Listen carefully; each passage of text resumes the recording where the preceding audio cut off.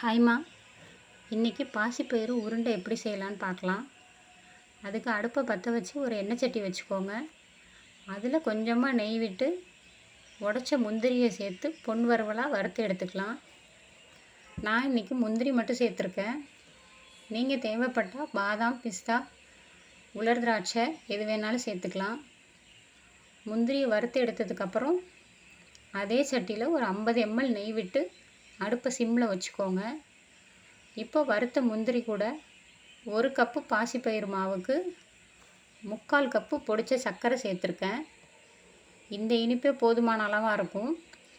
உங்களுக்கு இனிப்பு அதிகமாக தேவைன்னா 1:1ங்கிற ரேஷியோவில் சர்க்கரை சேர்த்துக்கலாம்.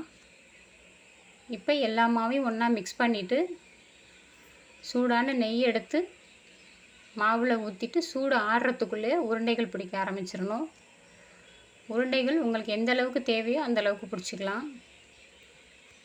இந்த பாசிப்பயிறு மாவு அரைக்கிறதுக்கு பாசிப்பயிரை நல்லா பொன் வறுவலாக வறுத்துட்டு அரைக்கும் பொழுது ஒரு 10 கிராம் ஏலக்காய் சேர்த்து அரைச்சிங்கன்னா உருண்டை ரொம்பவே வாசனையாக இருக்கும். தீபாவளி ஸ்வீட்ஸில் இது ரொம்பவே சுவையான சத்தான ஒரு ஸ்வீட்டு. இந்த ஸ்வீட்டு யாருக்கெல்லாம் ஃபேவரட்னு மறக்காமல் சொல்லுங்கள். இந்த வீடியோ பிடிச்சிருந்ததுன்னா லைக் பண்ணுங்கள், ஷேர் பண்ணுங்கள், கமெண்ட் பண்ணுங்கள். மறக்காமல் நம்ம சேனலை சப்ஸ்கிரைப் பண்ணிக்கோங்க. தேங்க்யூ.